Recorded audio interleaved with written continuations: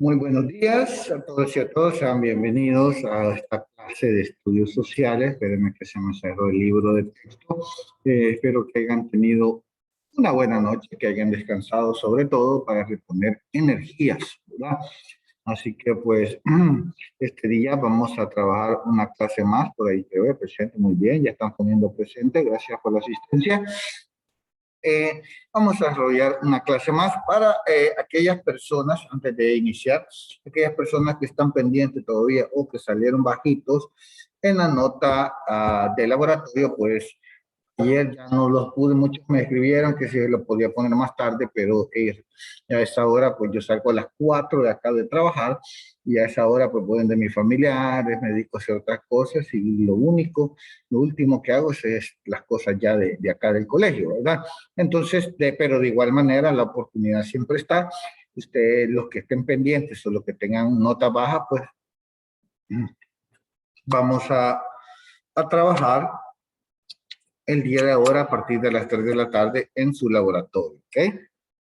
Cualquier cosa, usted me escribe. Ayer había pues un problema en el laboratorio, en la pregunta no estaba mal redactada, sino que había un problema como que tenía que elegir dos opciones, pero no se podía. Entonces, de igual forma, esa pregunta, la número 1, como me la reportaron muchos, pues ni modo, vamos a ponérselas buenas a todos, ¿no?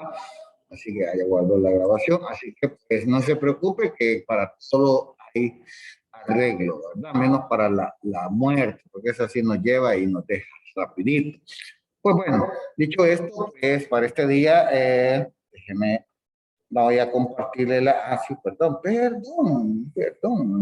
Voy a compartirle la agenda para este día que la tenemos acá. Ahorita se la comparto. Bien, se la voy a poner en pantalla. ¿Dónde está ese boleto? Aquí está. Una foto la tengo. Ahí está. Tenemos la agenda para este día. Espero que se logre visualizar. Tenemos el saludo, la reflexión, los comentarios, el desarrollo, la despedida y el cierre. Esa era nuestra agenda para este día. Y pues siguiendo nuestra agenda, vamos a visualizar el contenido. Ahí sí estaba abierto. El video del contenido, espérenme que 2 veces tengo algo, no sé por qué. Ok.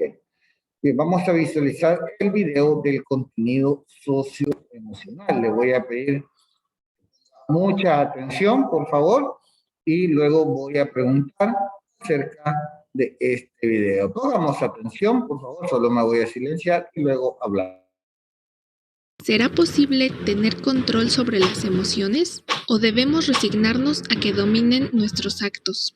Esto es Psicología en 5 minutos.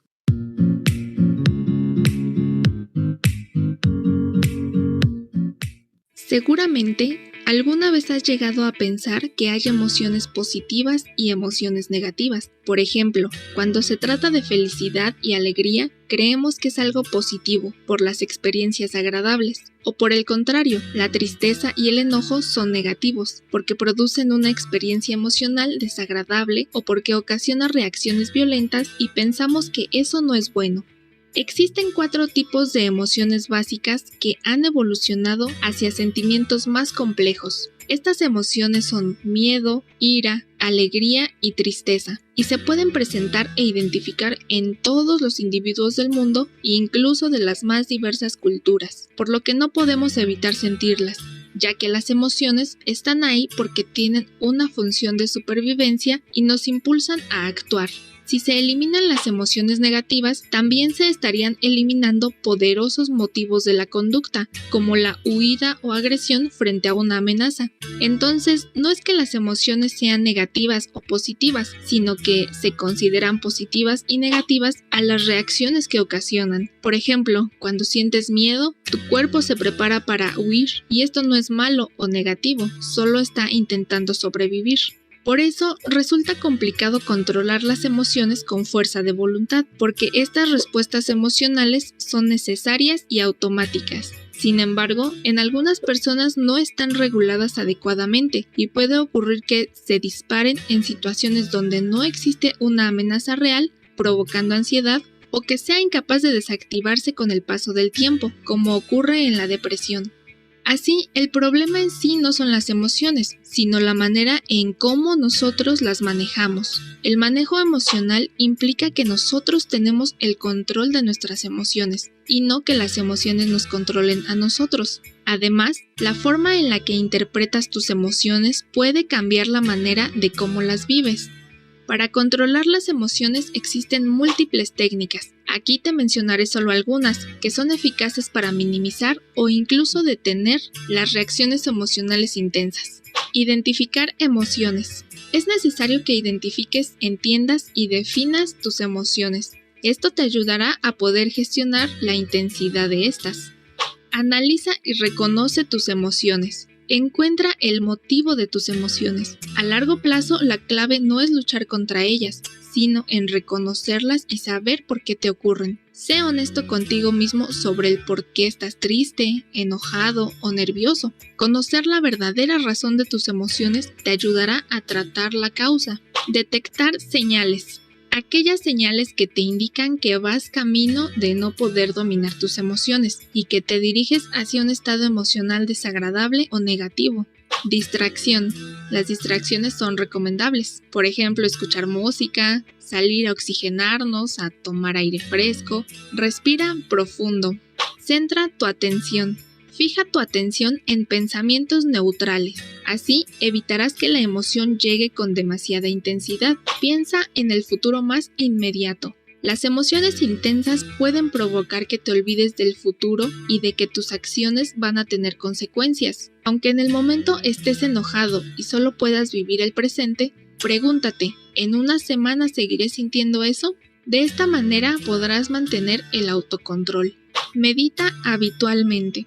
La meditación previene pensamientos negativos repetitivos, no solo mientras meditas, sino a largo plazo. Además, reduce la ansiedad.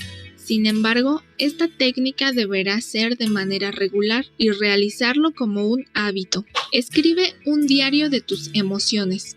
Escribir y expresar tus pensamientos y sentimientos más profundos de manera habitual te ayudará a reducir la recurrencia de pensamientos negativos. Además, te servirá para identificar las emociones y el origen de estas. Recuerda que las emociones no se anulan ni se niegan, tampoco se deben reprimir. Se manejan de manera que podamos utilizarlas a nuestro favor y esto permita desde disfrutar hasta poner límites. Al aprender a controlar tus emociones, debes saber que no hay una solución única, pero entender el origen para tratar la causa es la única forma de evitar que tomen el control de nosotros. Si te gustó el video, dale like, suscríbete al canal y activa la campanita de notificaciones para... Muy bien, ahí teníamos el video del contenido emocional, el cual pues en esta semana gira en lo que es la inteligencia emocional. Vamos a ver, voluntarios para los comentarios. Vamos a esperar, voluntarios.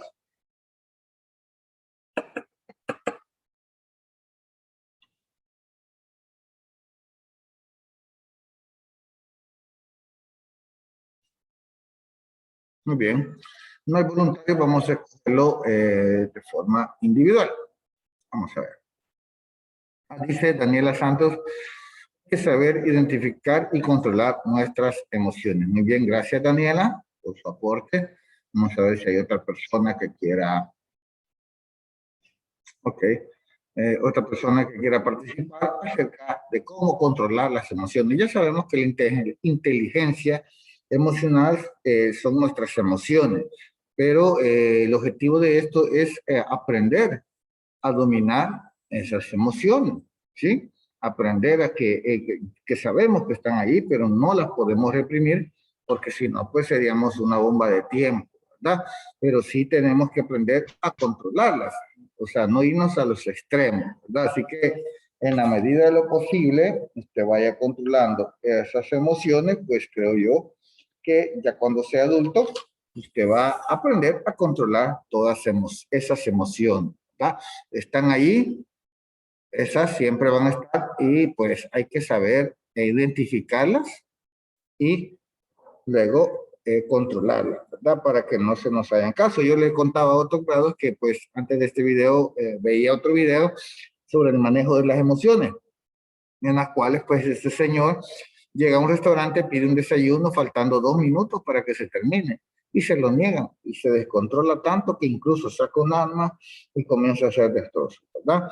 Esos impulsos que nos agarran a veces, debemos de aprender a detenerlos y a controlarlos, porque muchas veces esos impulsos nos conllevan a que hagamos una cosa mal y nos metamos en problemas. Bien, vamos a dejar ahí lo que es el contenido socioemocional, ¿sí? Vamos a compartirle acá. No me recuerdo qué es lo que habíamos hecho anteriormente, pero igual. No sé si, bueno, no creo, pero voy a comenzar y si ya lo di, este contenido, pues ni modo, me avisa. Y me puse. Aquí está. Lo que es este. Bien, habíamos visto anteriormente en los contenidos anteriores, creo que tocamos la parte de arte y cultura latinoamericano. En ese contenido alcanzamos a ver lo que era la escultura, la arquitectura, el cine, la literatura, la música, que es la parte que correspondía a ese contenido. Bien, para este día vamos a iniciar ya la unidad 4, ¿sí? Espérame. La unidad 4, que tiene por nombre lo que es familia, cultura y adolescencia. Hay un espacio.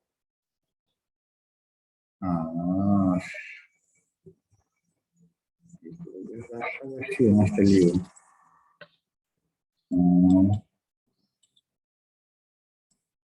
Espérame. ¿Qué pasa? 161. Espérame que estoy reparando algo aquí que no sé por qué me da ese problema.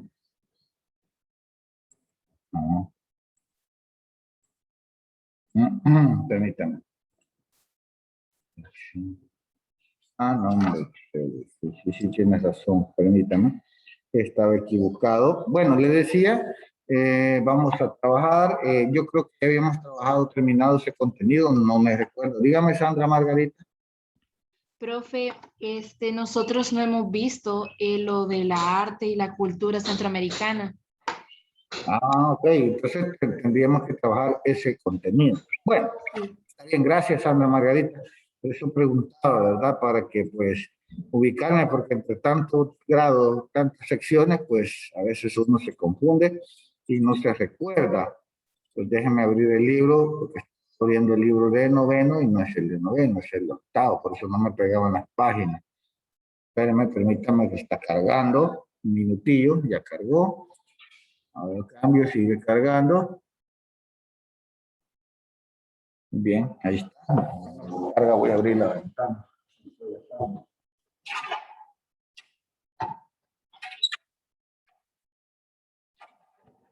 Bien, ahí lo tenemos ya en pantalla. Entonces me decía Sandra Margarita que no hemos visto el contenido arte y cultura latinoamericana. Vamos a tratar de verlo en 2 horas porque es bastante extenso. La página es la página 153. Muy bien. La página 153, arte y cultura latinoamericana, se la voy a compartir en pantalla.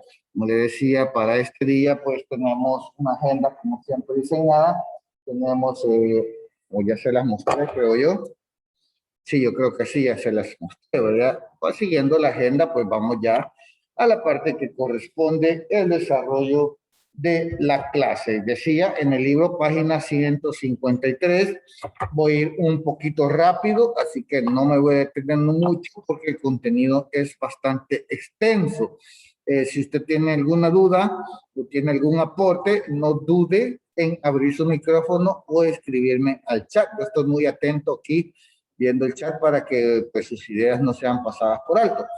Y si no, pues no puede escribir ahí o no sabe, ¿verdad?, cómo escribir en el chat, pues también, de igual forma, puede abrir su micrófono y puede decirnos ahí, ¿verdad? Así que no tenga pena. Es que mire, mi casa de ruido no importa, ¿verdad? Lo importante aquí es, profe, que dijo que íbamos a hacer. A clase, Pablo. Tú vas a buscar la página 153 que corresponde al contenido arte y cultura latinoamericana, el cual tiene un indicador de logro que dice de la siguiente manera: expresa su opinión con criticidad sobre el contenido y el valor cultural representantes de la pintura latinoamericana. También va a investigar la incidencia de la arquitectura latinoamericana en el desarrollo actual de los países. Bien, ya debe estar usted en la página 153 de su libro de texto. Yo se la voy a compartir siempre acá. Ahí lo tenemos ya en pantalla. Arte y cultura latinoamericana. Bien, voy a hablarles sobre arte, ¿verdad? Cuando hablamos de arte vamos a entender algo que se llama nacionalismo. ¿Y qué es el nacionalismo? ¿Sí? ¿Alguien me puede decir qué es el nacionalismo? Nacionalismo. Aquí está la definición de nacionalismo: doctrina y movimiento políticos que reivindican el derecho de una nacionalidad a la reafirmación de su propia personalidad mediante la autodeterminación política. Muy bien, gracias, asistente virtual. Ahí nos dijo el asistente virtual que era el nacionalismo. También, fíjese que el nacionalismo, parte de lo que nos decía, ¿verdad? Es el sentir, pero una de las problemáticas centrales del arte, pero vamos a hablar en definitiva del arte latinoamericano del siglo XX, ¿sí? A principios del siglo XX, el internacionalismo, ¿sí? Producido por los adelantos médicos o adelantos también en comunicación, así como el espectro del creciente periodo económico de los Estados Unidos, que se estaba convirtiendo en estos momentos en una superpotencia, crea una relación nacionalista, el querer ser o pertenecer a ese país. Eso nos identifica, ¿verdad? Ser o ser parte o pertenecer a un país. Por ejemplo, nosotros, los salvadoreños, cuando estamos alojados o emigramos para otro país, siempre vamos a tener en cuenta nuestras costumbres y tradiciones. Bueno, es más, anteriormente a este tema veíamos los migrantes centroamericanos, dónde migraban, hacia dónde, por qué migraban, y luego vimos cuál era la influencia de ese fenómeno migratorio, ya sea en las comunidades o en la familia, y también vimos la identidad de los centroamericanos en el exterior, ¿verdad? Que hablábamos acerca de la adaptación, del asentamiento, la integración, la aculturación y la nacionalización. El último término dice que es el estadio último de la integración, aunque no siempre sea exacto un orden como se mencionó en aquel momento, pero pues siempre va a generar el nacionalismo, ¿verdad? En ese momento se introduce la idea de raza, aunque ya como vimos en otros contenidos, la raza no podemos decir que los seres humanos son de raza porque todos pertenecemos a la misma raza, que es la raza humana, ¿ok? Los animales están clasificados diferentemente, ¿verdad? Diferentemente, yo siempre, diferente. Bien. Entonces se introduce la idea de la raza como elemento de constitutivo de la nación, ¿sí? O sea, una nación tenía tal raza, lo que se creía en ese momento. El libro de este señor Ricardo Rojas, de origen argentino, al que le llamó Eurindia, es un ideario nacionalista, o sea, da ideas que resumen los principios y los temas de las tendencias, o sea, lo que marca o que dio forma al pensamiento nacionalista latinoamericano. Para comprender estas ideas que marcan la definición de las artes plásticas, se debe entender el contexto social de la actividad artística al iniciarse el siglo XX. Antes que todo, debemos entender que estos artistas que vamos a mencionar dentro de un momento, que son representantes, dignos representantes de los movimientos, ¿sí? Ya sean la pintura, la escultura, también ya sea en lo que es en lo que es la arquitectura, el cine, ¿sí? La literatura, todos estos son los más importantes y los más representativos que plasmaron en su momento lo que la sociedad estaba viviendo en aquellos años, ¿verdad? Bien, a América Latina, ¿sí? La institucionalización del arte a través de las academias regentadas o pagadas por el Estado, le ha otorgado a la plástica, a las artes plásticas, una función pública de proyección oficial, lo cual ayuda a impulsar el sentido nacionalista del arte en la región, en donde estos artistas sirven de intermediarios entre el Estado y la colectividad. ¿Por qué? ¿Por qué sirven de intermediarios? Porque a través de sus obras, su arquitectura, se van expresando lo que la población en ese momento no podía expresar. Muchos de estos artistas, de antemano se lo digo, fueron perseguidos, sí, fueron exiliados por las obras representativas en las cuales plasmaban lo que la población en ese momento de la región estaba viviendo frente a las autoridades, ya sea represiones, ya sea un montón de atrocidades. Bien, entonces esto ayuda a impulsar el sentido de pertenecer a ese lugar o el sentido nacionalista, ¿verdad? Bien, así es como las tradiciones artísticas locales se han convertido en cantera para los artistas. O sea, que desde ese punto de vista, ya sea en obras, en pinturas, en poemas, ellos, es su trinchera, es su espacio para como quejarse del sentir de todo el pueblo, ¿verdad? Por ejemplo, del pasado precolombino y colonial podían extraerse las más variadas lecciones de distintas versiones de lo que podía construir una nueva tradición artística. A este historicismo se vino a enfrentar el indigenismo. Este es un movimiento que busca la reivindicación social de las comunidades indígenas de aquella época y la revaloración de sus tradiciones culturales, alimentándose de los programas políticos y los movimientos sociales que por aquel entonces surgieron en defensa de las comunidades nativas. Y se tenían como lema el problema del indio, que solo se puede ser definido como tal bajo la concepción moderna de una nación étnica y culturalmente homogénea. ¿Qué nos dice esto? Pues se supone que debe haber la concepción de una sociedad que sea étnica, o sea, que no recrimine, y culturalmente igual, ¿va?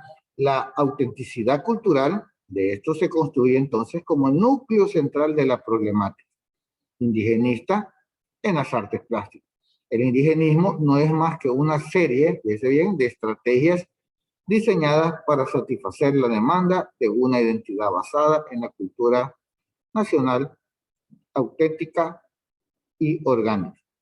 Los artistas que pertenecen a los indigenistas generalmente proceden de una clase media urbana muy alejada social y culturalmente de los grupos que interpretan o que intentan representar. Los propios indigenistas son conscientes de esta disyuntiva, por lo que presentan al indio como paradigma de la nacionalidad auténtica como origen y fuente primordial de una cultura nacional, mientras que admiten al mismo tiempo que ellos forman parte de esa colectividad. Y cada país también desarrolla su propia versión del indigenismo. En el caso mexicano, la revolución fue particularmente importante en la definición de las funciones y las formas de la cultura indigenista. A partir de la revolución, el indigenismo se ha promovido en gran medida desde el muralismo. Son entonces los espacios y las funciones de la pintura mural los que defienden los aspectos distintivos del indigenismo mexicano. Bien, también el éxito que cobró esto internacionalmente, ya sea el muralismo mexicano a partir de 1930, hace que México se convierta en el prisma a través del cual la crítica internacional evalúa el arte latinoamericano. O sea que a través de México se evaluaban, ¿verdad? Y se les daba auge o se consideraba una obra de arte. Uy, ya se nos fue el tiempo, ¿verdad? Bien, nos queda poquito. Bien, esto corrección. Vamos al libro, por favor. Vamos a tocar parte de la pintura latinoamericana. Voy a realizar la lectura yo debido al tiempo. Voy un poco rápido, repito, así que vaya subrayando ahí, ¿verdad? Su libro. La pintura en Latinoamérica. Sus orígenes están en la producción plástica durante la colonia, lo que yo les acabo de decir, desde México hasta el Cono Sur, marcada por la influencia barroca que permitió abarcar la abundancia de los símbolos y valores del encuentro entre culturas ocurridas en América. ¿De qué está hablando acá? El encuentro de las culturas fue al llegar los europeos, se mezclaron las culturas que traían ellos con la cultura que se encontraba acá, ¿verdad? Bien.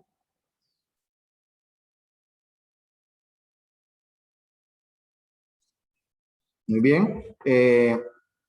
Por eso dice esa parte, ¿verdad? En las catedrales, los numerosos cuadros que tienen temas religiosos y paisajísticos presentan expresiones de las diferencias culturales marcadas por la población indígena africana.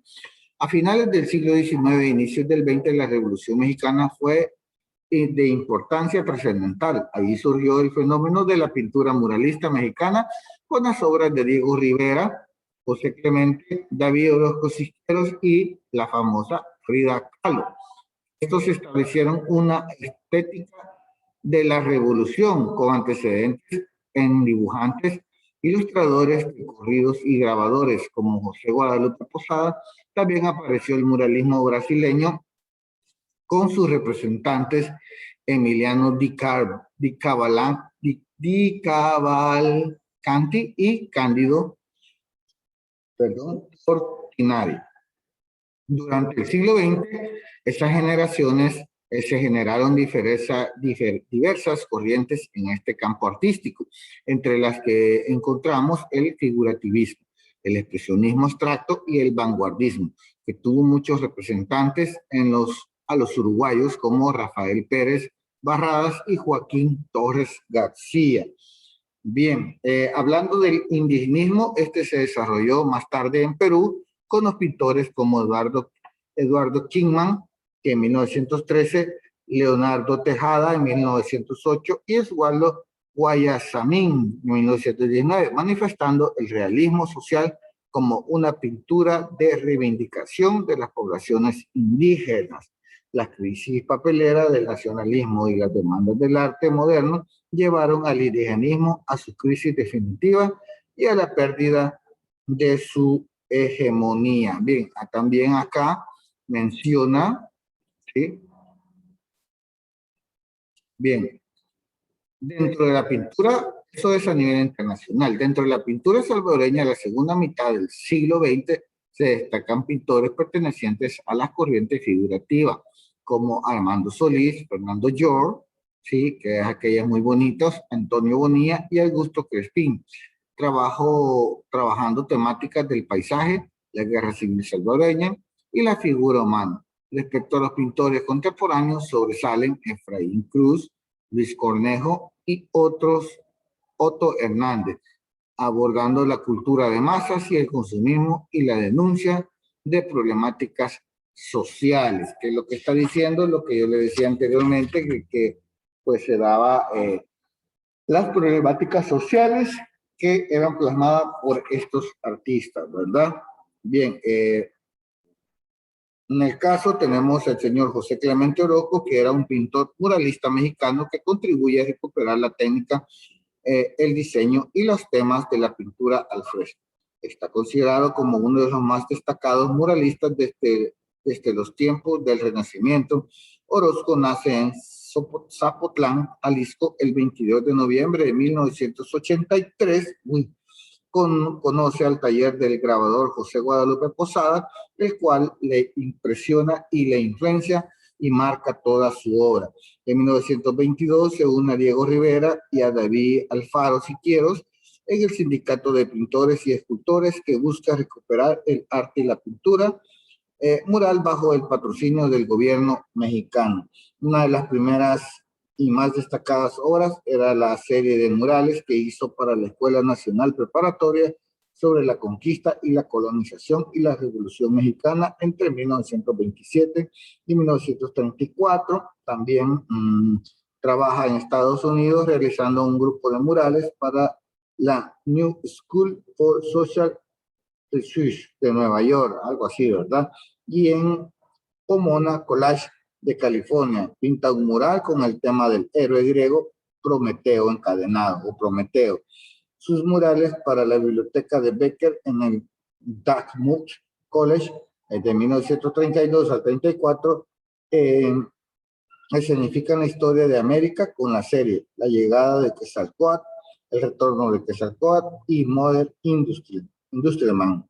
De regreso a su país realiza grandes murales en el Palacio de Bellas Artes en 1934, a la Suprema Corte de Justicia también en el 41 y en la Ciudad de México. Bien, los principales movimientos y estilos desarrollados en Latinoamérica, por ejemplo, estos son movimientos. Tenemos el movimiento muralismo mexicano, que desde 1921 se identificó a pintores como Diego Rivera, José Clemente, Orozco y David Siqueiros, y rompiendo fronteras en el mundo influyó los artistas europeos y de Estados Unidos. El surrealismo, permítame.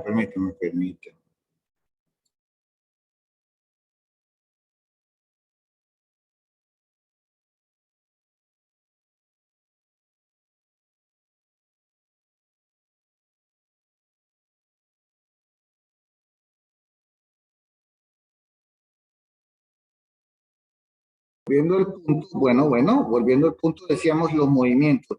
Ya veíamos el muralismo mexicano en 1921 con Diego Rivera, José Clemente Orozco y David Siqueiros rompieron fronteras, ¿verdad? Dentro del movimiento surrealismo, antes de la Segunda Guerra Mundial, la pintura surrealista europea recibió una transición y procede a las Américas a través de Roberto Mata, de Santiago de Chile, y Wilfredo Lam, cubano. El figurativismo es la preocupación por el sentido de la distinción y de las figuras. Domina este periodo Marisol Escobar, Jorge de la Vega y Jacobo Borges. En el expresionismo abstracto, a mediados de 1950, nace el deseo de expresar libremente emociones y sensaciones. Entre ellos destaca Sara Grillo, Miguel Ocampo, Florindo Tesa, Lilia Carrillo y Manuel Felguer. Y el último movimiento, el vanguardismo, surge a finales de 1960 como un rechazo al compromiso social y a la politización del arte. Sus principales representantes son Mauricio Lasansky, Juan Antonio Roda, José Luis Cuevas y Hugo Cienfuentes. Bueno, niños, voy a dejar de compartir. Creo que el tiempo pues nos ha terminado y pues no vamos a poder seguir más, sino que hasta la otra clase. Me quedo yo hasta aquí. Feliz almuerzo para todos y nos vemos en la otra clase. Adiós y feliz día. Muchas gracias, profe. Adiós, profe. Gracias. Bueno, adiós.